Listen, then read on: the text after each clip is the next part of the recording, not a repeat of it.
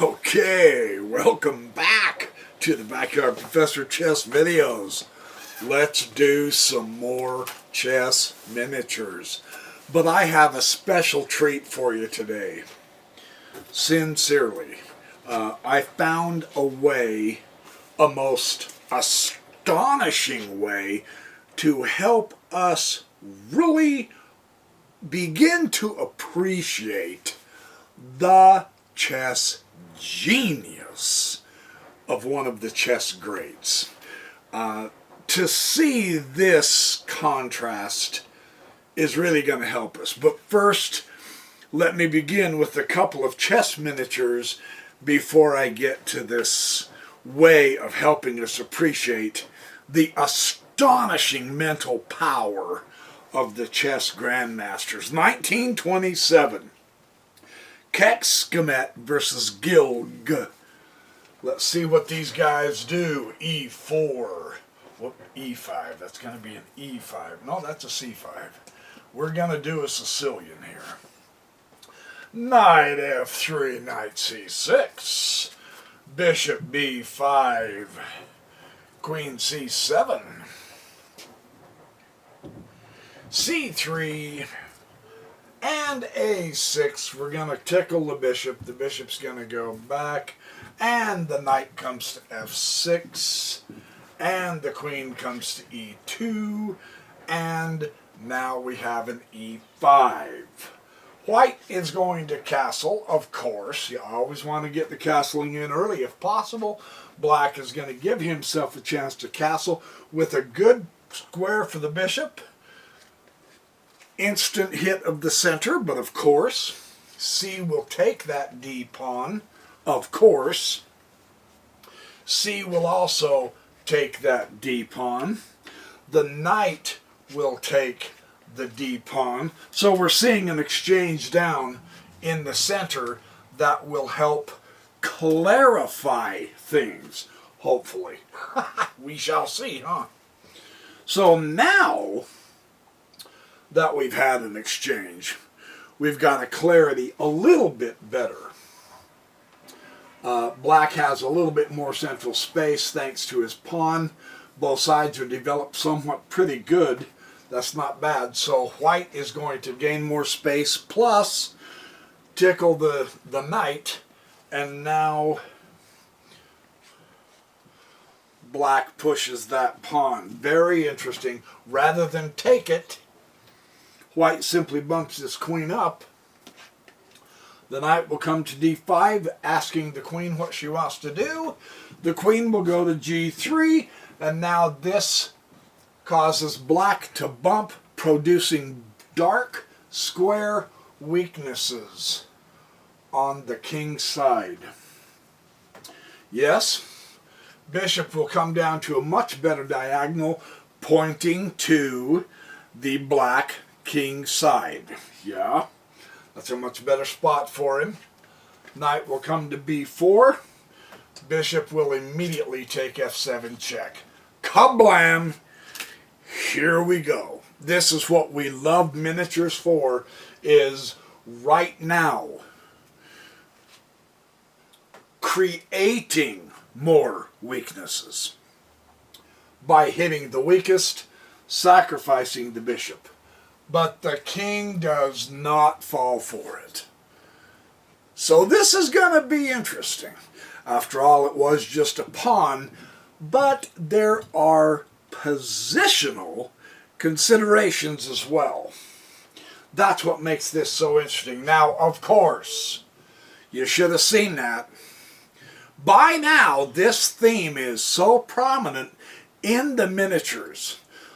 Both the bishops get over there on that king side. If they're not sacrificing themselves, they are just clobbering the positional ability of the king side. But we don't have a castled king here. It doesn't matter. That is a wonderful bishop move there. Let's keep watching. Let's keep watching the action. Knight will come to C2, of course, thinking he's got something really spectacular going on here. He'll bring out his other knight. And now Look at the change-up. Rather than take the rook, black re-centralizes his knight, preparing to defend the king side. Really interesting situation here. The queen will remove that central black pawn. The queen will remove that central white pawn. Yeah, it's down there somewhere. And now the rook will challenge the queen in the file, of course. That makes sense, right?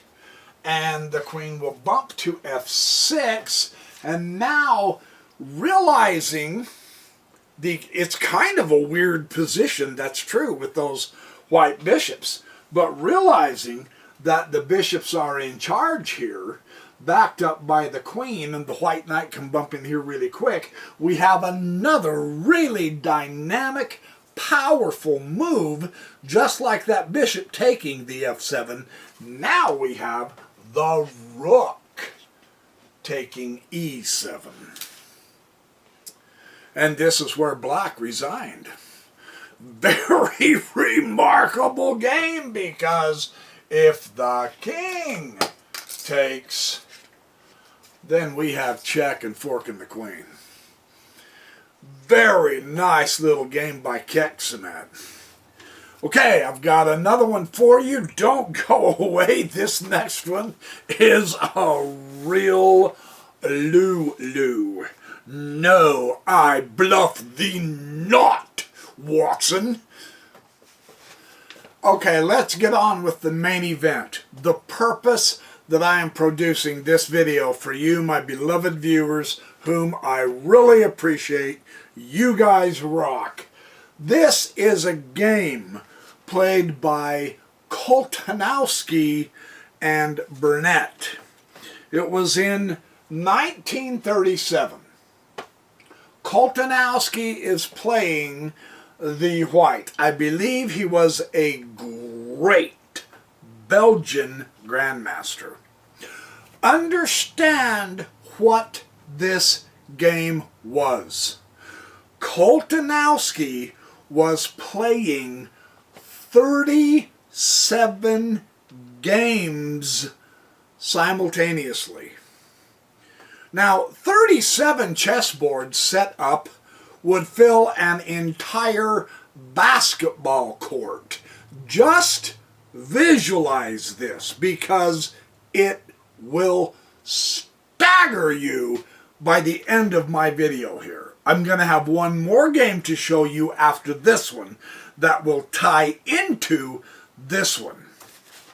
At this point, the comment about Koltanowski was, it was simply mind-boggling in 1937 that Koltanowski played all 37 games blindfolded.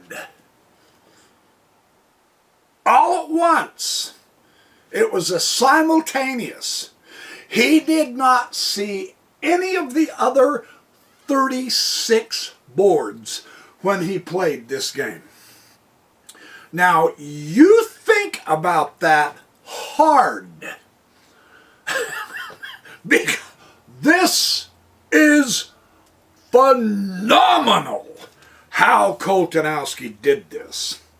Let's watch. E4, E5. Knight F3, Knight C6. Are we going to get a Rui or a Giuoco? Ah, the old Giuoco piano. 1937, hitting us with a Giuoco piano. 37, I believe. Either 37 or 34. Come to think of it, I think it was 34. Simultaneous chess games. He was going from this one, he castled, and then his opponent went Knight F6, and they called that out. Knight F6, Colt. And then he said, thank you. Then he went to the next chessboard, blindfolded, and made his move, and then that opponent's move was called out, and he had to remember that and visualize it in his mind. Then he went to the next one, so on and so on and so on, for 34 different chessboards before he got back around to this one and remembered, oh, that's right. This particular guy played knight f6, so now I will play d4. And you have to be able to visualize the implications of every single move in all 34 games without ever seeing the boards. So he has to understand pushing this d4 puts good pressure on the center, but the center is being challenged. He's got the support there too. So it's a good central battle, but he has to remember this exact setup as well as 33 other setups that he's never allowed to see. So he goes around and makes 33 more chess moves, whether it's white or black, and then he comes back to here and he says, oh, okay, he went f6, I went d4, E took d4. They tell him that, and then he goes, okay, now he has to visualize, he has to remember, after making 33 other moves on 33 other boards, he has to come and remember, okay, well, the knight is hitting the pawn here, this knight is supporting that. I could take there if I wanted to, but the bishop could take, or the knight could take, my queen's covering. He has to remember all this in 34 different games. I know I'm making a big deal about this. That's because we haven't seen 34 simultaneous blindfold chess games. I have never seen anything like that in my lifetime. Although I hear John Noon did when I was a little kid. And then apparently, I think his record was 128 simultaneous blindfold chess games, and I do believe they outlawed it. That many, because it taxes the mind too much, which is just silly. Outlawing it. I don't know why they did that, if I remember the story right. So now Koltanowski has to recognize, okay, what can I do? Well, I can push the pawn. And he has to remember the implication of pushing that pawn. And then his opponent makes a move, d5. So now the position has changed. He's got to remember this position and then go play 33 other moves in completely different chess games, come all the way back around to here, and try to remember that the black pushed that pawn, and he goes, oh, well, okay, well, I can take the knight. How do you remember something like that and then move on to make 33 other moves at 33 other games and then get back to here and they say, okay, his pawn took your bishop. Took my bishop where? Where was my bishop? How would you remember that? How would you remember that, oh, 34 moves ago, through 33 different games, I did take a knight over here? This is simply astonishing. How would you remember and know how to visualize in your mind that if you put your rook on e1, you can go check? Yeah? And now he bumps bishop e6. So Koltanowski is off running around 33 more moves. Then he comes over here and he goes, okay, so he blocked my check, so I can go now to knight g5. How would you even remember where your knights were? Right? This is amazing. And now here comes queen d5. Notice black's central phenomenon here. Koltanowski's not allowed to see any of this. He plays queen d5. Koltanowski moves around 33 more chessboards, not seeing any of them, having to remember every single chess position, and then come back to this one and remember that, oh yeah, my last move I put knight g5. How do you do that? after making 33 other moves in 33 other games, come back to this one and realize, oh, okay, well, he's got his queen up here in the center now. And I remember moving my knight, but where's my other knight? Where's my other bishop? Where are my pawns? Koltanowski knew all that. He develops his knight c3. Fantastic. Then black goes queen f5. And now knight comes to e4. Koltanowski remembers this. And now the bishop comes back to f8. And now knight will do an electrifying move. How would you even remember that your knight's in the position to take the f7 pawn, for Pete's sake? Yeah? Then, after doing this, he runs around, does 33 more moves, and then back to this, and they say, okay, you took that, well, the king took your knight. How would you remember you even have a pawn here? How would you remember where your other bishop is? How would you remember whether you even castled or not? You realize you've got the open file still. That is astonishing. And now, knight g5, check. How would you even know the king is checkable by using the knight and not a bishop or your queen? Without looking at the board. King comes to g6. The king comes out, and now the knight takes the bishop. This is incredible. The pawn will take the pawn. Look at how complex this position is. Koltanowski's not allowed to see any of it. And now he knows he can threaten the queen. The queen comes way over to here, a5. How would you remember that? How would you remember it's on this file and not this file? And now, bishop develops to d2, hitting the queen again. The queen goes to b6. How would you remember the knight's next to the queen and the king is up here on g6? Because after that move, he's got to go around and make 33 more moves in 33 different games. I'm going to make a huge deal about this because of what I want to show you. I promise you'll appreciate this. I'm not exaggerating how astonishing this is. Queen to f3. Bishop to e7. Queen to f5 check. How would you remember you can even check the king safely with your queen after you just got back from a 33 other move chess tour and now, oh yeah, now I can come and check the king. This is amazing how powerful Koltanowski is. King comes to f7. Queen to h5. How would you know you could even check the king? Right? King g8. And now queen to h6. How would you know h6 is even available? Right? And now bishop f8. Would you remember? Okay, bishop f8. Okay, thanks. Then you go make 33 more moves of 33 different games. And you come back to here in about a half an hour not seeing any of those boards.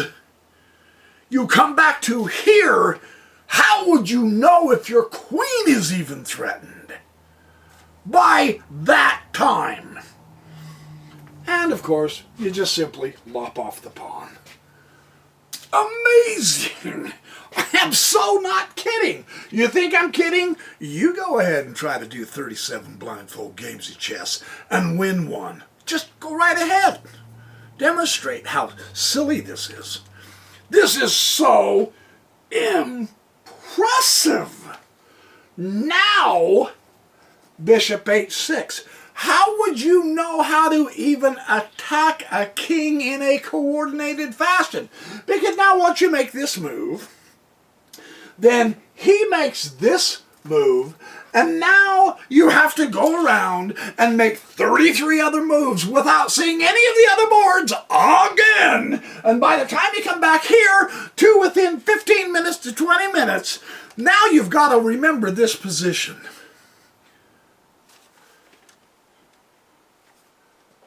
Queen takes h6. And it's at this point that his opponent resigns. How would you have remembered that position enough to know you're threatening checkmate in one?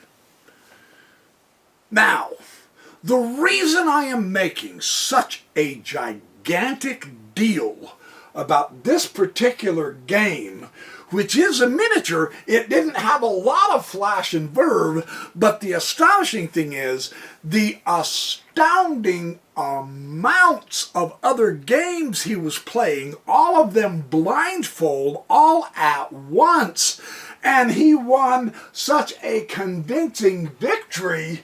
Now I want to show you another chess game of Alexander Alekhine playing this same chess gargantuan titan.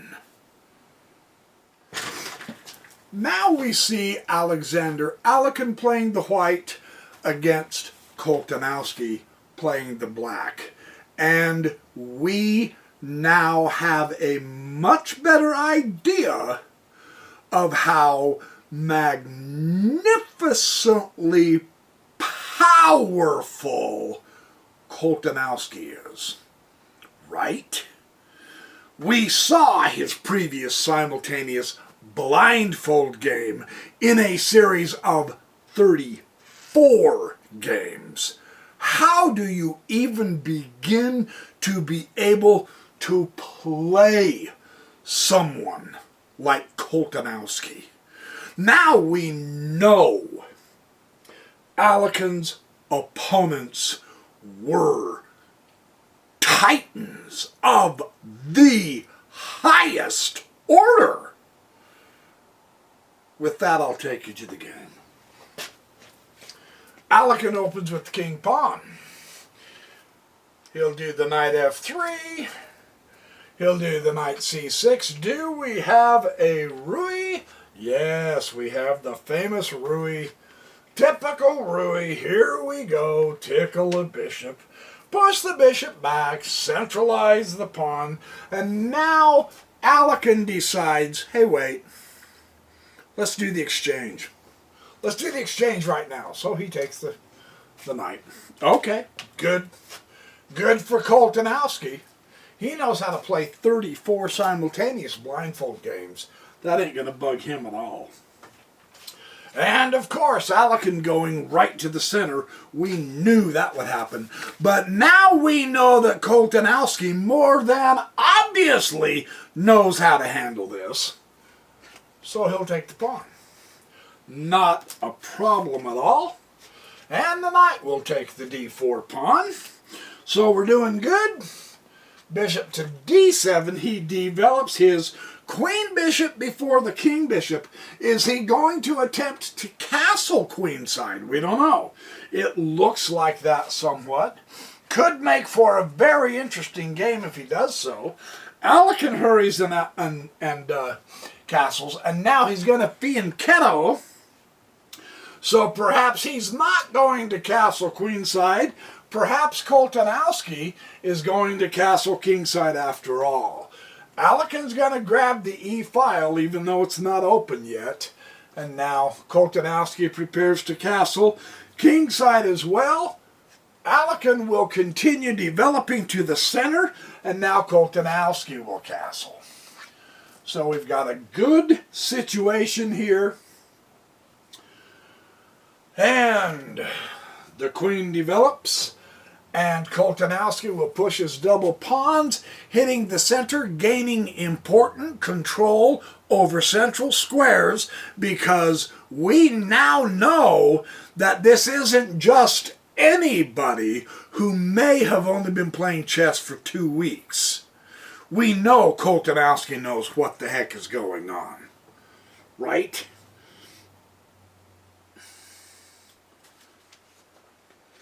Alekhine will go back to b3. Koltanowski will put his knight on the queen side.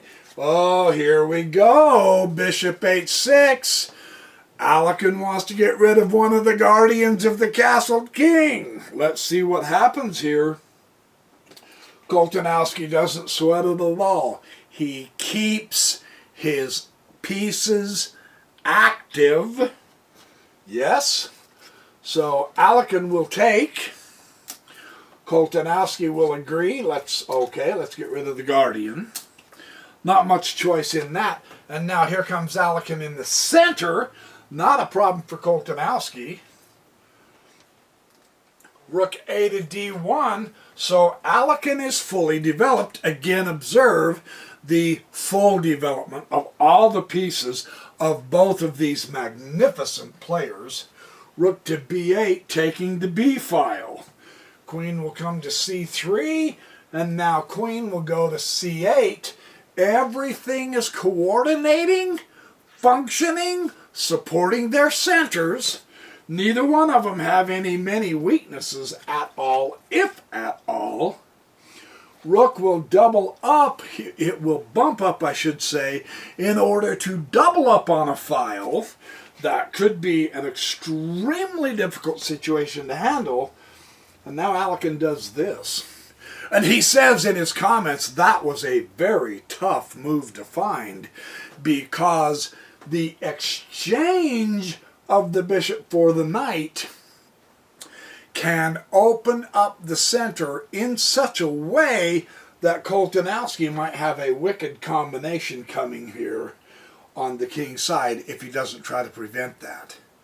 So from here on out, Alekhine says that he was calculating to the end. Now understand, they are still 11 moves out. Understand who Alekhine is calculating against. He's calculating to the end from this point. From this point, with a man who can see 34 different chess games played all at once while he's blindfolded. Comprehend, if you can, the magnificence of Alekhine being able to calculate to the end against a man who can see hundreds of chess moves in dozens of different games visually in his mind, and you begin to see how stunning this game is. Queen to B7. Here comes Koltanowski. Alekhine's going to bump the rook up. Koltanowski's going to inject his queen's venom into this game.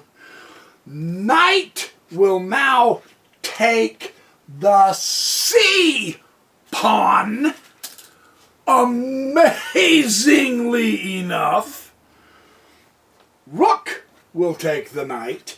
So we have a knight sacrifice of Alekhine in order to gain a positional advantage without losing his own center. Rook takes D6. Bishop will come to C4. Here comes Koltanowski. Observe something remarkable here at this point. All of Koltanowski's material is on the other side of the board. A4. Tap the queen, say hello, darling. The queen will take A4. Notice how Alekhine removes the queen away as a positional maneuver. The queen is in the wrong spot. Knight will take C5. So now the queen has to come to B5. Notice how Alekhine has removed some key pawns here. And now, blam. Check. Against the Titan Koltanowski. This is an astonishing feat because Alekhine started this combination 6 moves ago. Let's keep watching.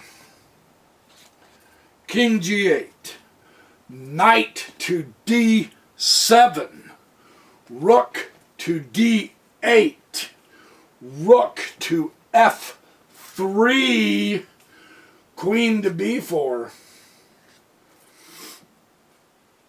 C3, Queen to B5, Knight to E5,